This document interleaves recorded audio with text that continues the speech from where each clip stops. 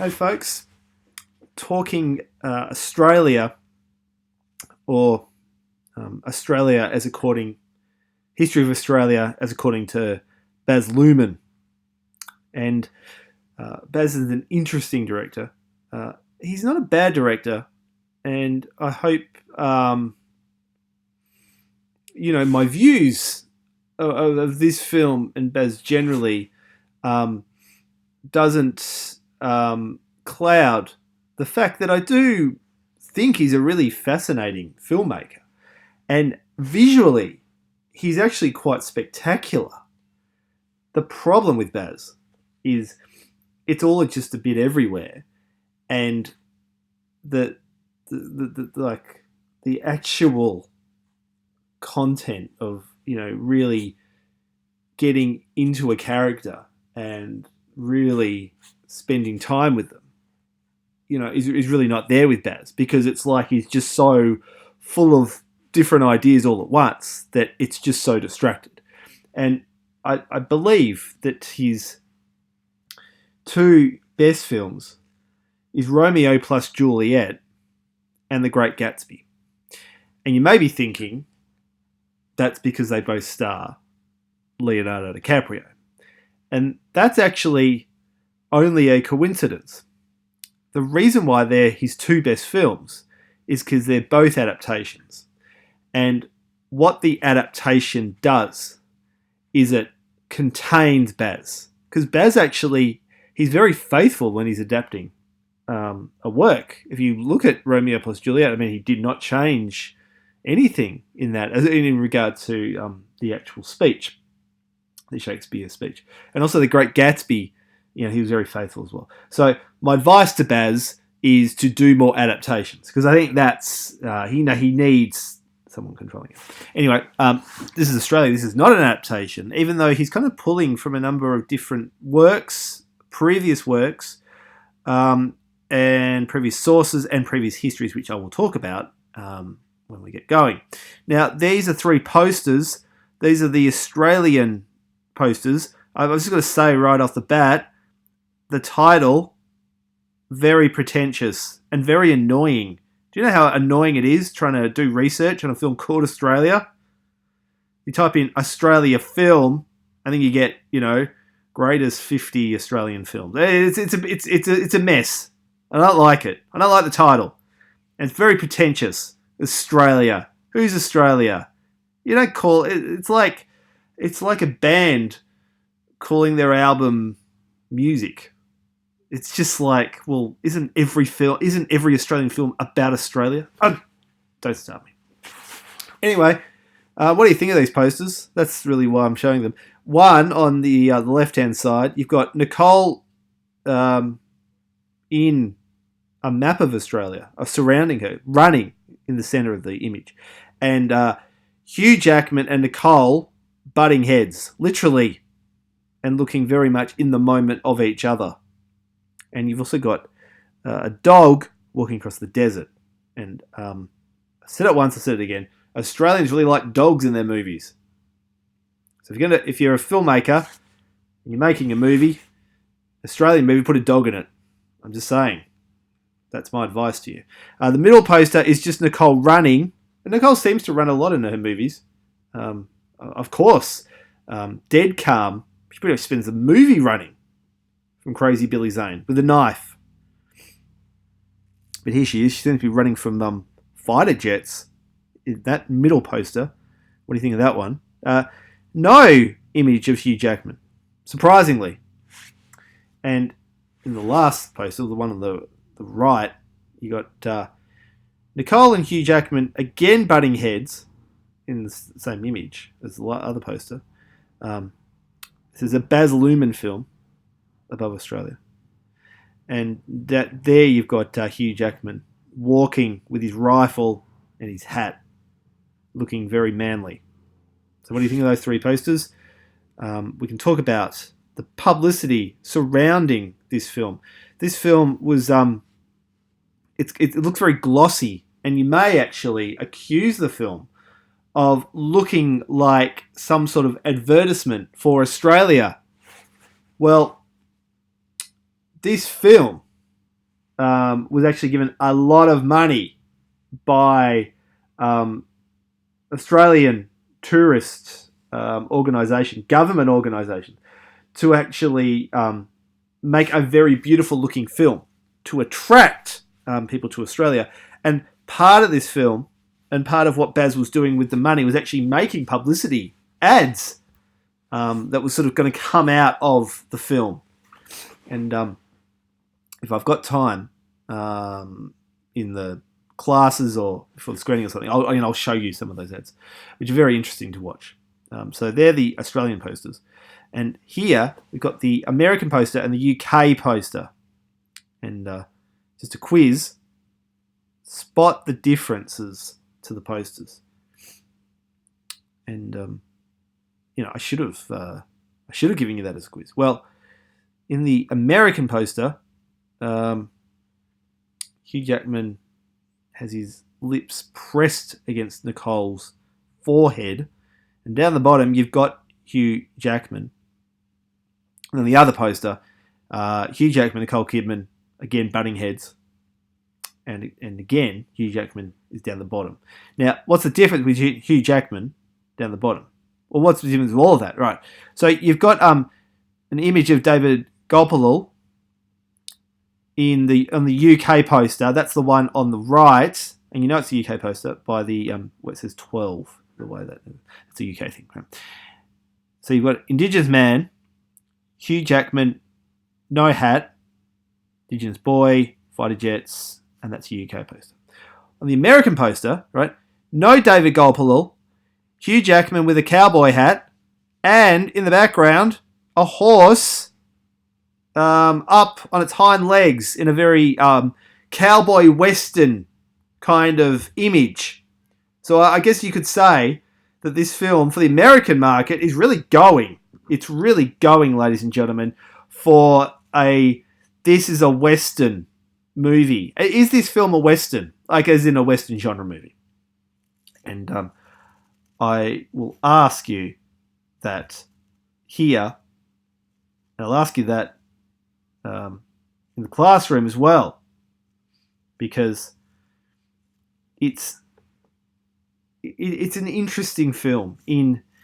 It certainly is playing with the tropes of the Western, and it certainly could be considered as a Western by many people. But it's just doing so much. It's a Western, it's a war film, it's a family melodrama, it's a romance, it's all a history film, it's all of these things. Is it doing too much? That's the question. That if this film had a really tight edit and a lot of the stuff was cut out of it, it would actually be a really good film. Now, I'm interested in its not goodness more than its goodness, right? So I want you to watch this film as a bit of a mess, because I'm really interested in the fact of what Baz was doing and what he couldn't get rid of from the film and why he's packed so much. Because there's so much going on. It's like 3 films in one. It's crazy. It's just bonkers. So have a think about that. Anyway, what do you think of these international posters? If you're an American, are you interested in this film from that poster? Or if you're a UK person, what do you think of the UK poster? Or if you're an Australian, what do you think of the posters? Or if you don't identify to any of those countries, what do you think of the posters? Okay. Now, I'm interested in the box office figures in images that obviously aren't coming up very well here. So I'll just talk you through it. So the colorized, the highlighted films, right? Now they're the films that do well in the Australian market, the UK market, and the American market. Now, the films that do well in Australia, right, is number 1, box office, Crocodile Dundee, right? Australia is number 2. This is in Australia, right? Babe, Happy Feet, Moulin Rouge, another Baz film. Often students' favourite Baz film, Moulin Rouge. The Great Gatsby, another Baz film. That's 6. 7, Crocodile Dundee. 8, Strictly Ballroom, Baz Luhrmann. 9, George Miller. And 10, Red Dog. So essentially, really, if you screen Australia and you're actually just wanting to back box office success, right? This is what you do. You give your money. You give half the money to George Miller and half the money to Baz Luhrmann. Now, you do that for no other reason than George has, what's he got? He's got Babe, he's got Happy Feet, and he's got Mad Max Fury Road. So he's got 3 in the top 10, right? All time. Right. And Baz, he's got Australia, he's got The Great Gatsby, he's got Strictly Ballroom, and he's got, what's he got? Australia, Moulin Rouge. So he's got 4. So they got like 4 each. 4 each. How many does George have? He's got 3. There's 3 and 4. That's pretty good. So 7 in the top 10 is shared by George Miller and Baz Luhrmann. So that's where your money should go, I would think. Now, the interesting thing about the Australian releases is Roadshow. This is your distributor, Village Roadshow. That's where you want your money to be. Village have a lot of cinemas in a lot of places in Australia, and if your film's there, right, there's a lot of cinemas that your film could play in. So that seems to be the place where you want to put your film. And Australia, this is 2017. These graphs are from, but 37.56 million in Australia. Terrific. That's a terrific return for a film that a lot of people think is a real mess. In the UK. Okay, so let's compare this to UK. Okay, so Babe, George Miller's doing well. He's got Happy Feet. He's got Mad Max, and George is quite happy in the UK market. Baz, Australia's there, number 8. So the film's doing well overseas. So this film, if you ask, is this film a success? Well, it actually is a success, right? So it's number 8 in the UK of all time, Australian box office, right? Moulin Rouge is his best. That's at number 4. And Moulin Rouge is number 5 in Australia. And The Great Gatsby is number 6. And Australia's number 8. Right. So, and the only film that isn't there is Strictly Ballroom. Which is interesting that that film doesn't do as well because it's a smaller market. But the important thing is the distributor and the role that the distributor plays in a film doing successfully well. Okay. Now this is so that was the American market I was looking at. I wasn't looking at the UK market. This is the UK market compared to the Australian market. So George, Babe, Happy Feet, Mad Max Fury Road, and that's it for George in the top 10. Hey, look at that. Muriel's Wedding is number 9 of all time box office films. And that made $8.1 million in the UK. There you go. Australia's number 8. Right? Baz has got he's got Australia, he's got The Great Gatsby, and he's got Moulin Rouge. So he's doing all right as well. Yeah. So again, still, Baz and George Miller seem to be the go-to directors. But it's interesting, how the whole film, it's like, I'm talking about Australia now, the whole film is like kind of set up for an international market. In a way, it's like, this is a nice looking, watered down idea of Australia, this mythical Australia that it's giving us, which is very, very interesting, I think. Now, a criticism of Australian films is accessibility, that you just can't get access to the films. I mean, the problem of the films is if a distributor does pick up the film, they have to pay it for 7 days, play it for 7 days in their cinema, then they don't have to play it anymore. So if the film doesn't do well, like from the opening weekend, a distributor's not going to hang on to it, especially when they can just fill their cinemas with Marvel movies or Star Wars movies. But what you actually have through streaming services, this is Australia, and look at all these services that where you can actually watch Australia through. Your Dendy Direct, you got your Netflix, they're all over it, iTunes, and Google Play. Haven't used Google Play myself, but if anyone has, let me know.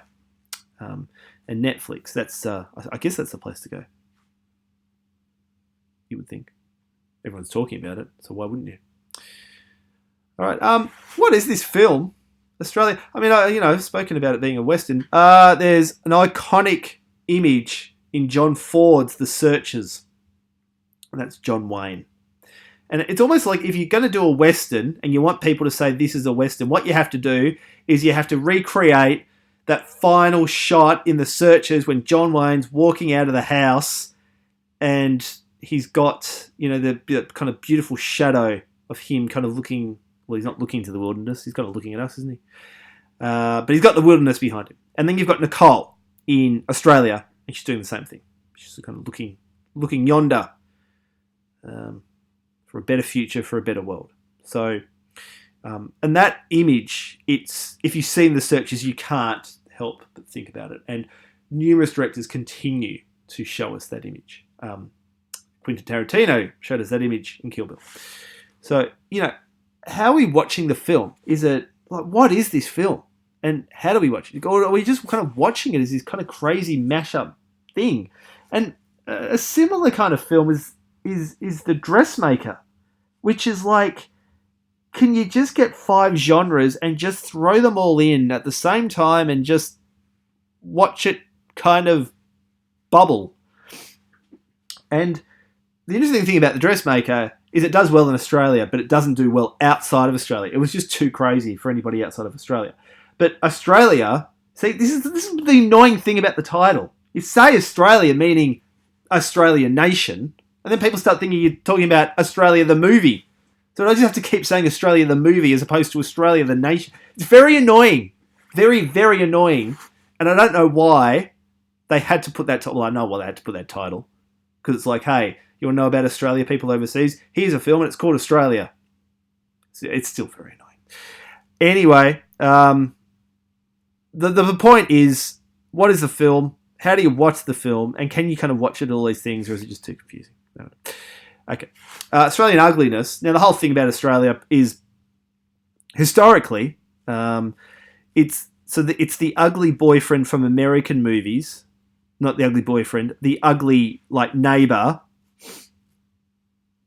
in American movies, whether they're the ugly female neighbour, ugly male neighbour, they're kind of the stars in Australian movies. That, in the 70s and 80s, very ugly actors were kind of starring in movies, or very beat-up looking actors were kind of starring in Australian movies. I mean, of course, there are exceptions, but if you kind of go through, Australians weren't really watching Australia for beauty. And what you have in Australia is beauty. It's like every shot looks amazing, like incredibly amazing. Like, if you're going to do anything with this film, watch this film on the big screen because it looks incredible. Right, so you've got a very unugly, you got 2 very unugly stars in Nicole Kidman and Hugh Jackman, and there's absolutely nothing ugly about either of them. And there's Hugh Jackman doing his best not to look ugly, and he kind of looks like, it's like an ad from some catalogue selling you authentic Australian apparel. He's got the authentic Australian shirt and the scarf and the hat. And he's just looking very rustic and Australian. And I guess the thing about the film is do you want more ugliness? Does it need more ugliness? Or is it about the beauty of it? And do you like this film because it actually looks beautiful? That's something to think about. All right, now, whose history? This is a history film. The thing about Luhrmann is he's a walking contradiction, Baz Luhrmann. He's a paradox. So he says this. Now, spot the contradiction in what he says here. Everything in the film is drawn from reality and factual research. Okay. Everything is drawn from reality and factual research. Okay, so you're thinking, all right, so we're based on reality and we're based on factual research. All right, this is good. All right, we're with you. Okay, fantastic. We're going to go to this movie. We're going to learn stuff about Australian history. This is good. And we're going to watch, beautiful Hugh Jackman and beautiful Nicole Kidman just be glamorous and romantic. Okay. But then, he goes, but admits that his depiction of history is not entirely faithful, for it is, all right, this is a quote, is in service of a greater romantic gesture. Right. So his main aim is to portray a mythologized Australia. All right. So, he's saying, right, everything in the film is drawn from reality and factual research, but that doesn't matter because it's a romance, so he'll kind of dismiss stuff.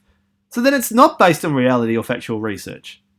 It's kind of a little bit factual, but not really factual. So we shouldn't be watching this as a factual film. Fine. Don't tell us it's factual. Why are you telling us it's factual if it's not factual? How is the film asking to be watched and assessed? I mean, that's the question of this lecture and of this film. I mean, how do we want to watch these films? How do we want to watch Australian films? How are the films asking to be watched and assessed? And are these films actually being made for an Australian audience? Is that even a problem? Okay. Almost immediately after its premiere, Australia was roundly criticised for its depiction of Australia's past. Well, obviously, because you've got a director who's saying it's based on factual research, but the factual research doesn't matter because it's a romance. I just don't understand. It's like I'm not angry with Baz. I'm just disappointed with Baz. Now, Marcia Langton, so she's a big wig when it comes to commentating on Indigenous representation in Australian films. Marcia Langton is an Indigenous Australian, and she always makes very interesting statements about films, and she's less predictable than you would think. Now she says, hey, look, the film is a romance, it's not a documentary, leave Baz alone, right? So she just says right from the start, it's not about, like, you can't seriously watch this film as a history film because it's just all made up. Now, Baz, there's a reimagining of the bombing of Darwin during World War II. Right? But the problem is he invents this Japanese invasion of the equally fictional Mission Island. So Mission Island's all made up, and Baz is doing his thing. He's making stuff up. So he's making a romance, and he's making stuff up, and he's telling us factual research. All right, Peter Costello, he was a politician at the time of the movie, and now he went for Baz's, chastised him, says here, for not giving his audience enough historical information, such as what happened when the mission closed and the welfare system started, or what happened to the Aboriginal stockmen. So Peter Costello, he was confused by this film. He was walking out. He wanted answers. He was not given answers in this film, ladies and gentlemen. He wanted to know, what happened to the mission? What happened to the welfare? What happened? The Aboriginal stockmen, what happened to them? He wanted things answered, and Baz did not give him those answers. He gave him the questions, but not the answers. And if there's something Peter Costello likes, he wants answers. Well, he didn't get them. I mean, the problem is, it's if you go in watching it as history, you are going to be disappointed, like Peter Costello is. But Marcy Ellington says, well, the film never really kind of seriously establishes itself as a history film. So when you're watching it, I'll be very interested to know. I want you to watch it and think: am I actually being asked to engage with this as history or not as history? Okay. Now, the film is historically nostalgic. There is something very nostalgic about this world and the romance of this nostalgia. Now, I think it's interesting because when we often think of nostalgia, and certainly Australian nostalgia, because we're so apologetic and humiliated, and just we don't know how to actually behave with our own history, our own white history, and our own settler history, right? Often that period is never nostalgic. It's never nostalgic. Like if you look at a film like Proposition, or these films, they're not nostalgic in that way. When we think about nostalgia in Australia, we're thinking of 70s or 80s, with drinking beer and surfing and puberty blues, that kind of thing. We're nostalgic about. So this film is interesting in that it's going to be nostalgic about a particular time that people aren't nostalgic about, which is why it seems so weird, this film. Okay. Why isn't this a period Australians are often nostalgic about? Well, because, we shamefully killed off numerous Indigenous communities in this period. Okay. Indigenous representation. Now, David Gulpilil is in the film. He's King George. He's got a very important role. But he is not the only Indigenous actor in the film. But Indigenous representation, how is it depicted? Who is depicted? And how are they depicted? Right? Now, I've written the film it's a white person's film, right? The Indigenous representation is on the periphery, really, of the white story. And you've kind of got this thing of black segregation and just annihilation going on in the film. And are you willing to sort of say to Baz, okay, well done for at least putting it in and depicting it and using it, and the Indigenous characters are important to the film, even though the film isn't about that? Or are you like, Baz, you can't just sort of go there a little bit, you have to actually go there a lot? What do you think about that? I'll be interested to know what you say about that. Some final thoughts. How does the film resonate for you? And does this film resonate for you? And how does it resonate for you? Does it resonate for you from an Australian level, from an international level? Are you watching this film thinking, well, this is all interesting, but I'm not watching an Australian film? Well, what is an Australian film? How do I even read that? What is memorable for you of this film? So when you're watching it, what is memorable? Is there a scene, a shot, a character? What is memorable? How does the characters play Australia? How do they play the idea of Australia? That takes us to our final question. Accents. How and why are they used? What do they depict? Okay, Hugh Jackman's accent, right? I'm fascinated by that accent because that is a crazy accent. It's it's like it's kind of Crocodile Dundee meets Steve Irwin meets Mel Gibson in kind of early Mel Gibson movies. It's just it seems put on, and I don't know why. I suppose it's like I'm going to show the others, as in outside of Australia, what Australia sounds like. And of course, Indigenous representation. What do you think of it? How does the film play with this and use it? And is it done in a way that you like and you think really works? All right, leave it there. Australia. It's a film. You can't avoid Australia. Again, talking about the film, not the country. You can't avoid the film Australia because it was such a big deal. Baz Luhrmann remains a big deal. You got two of the biggest deals in acting, right? And two of the biggest export deals in acting, Nicole Kidman and Hugh Jackman.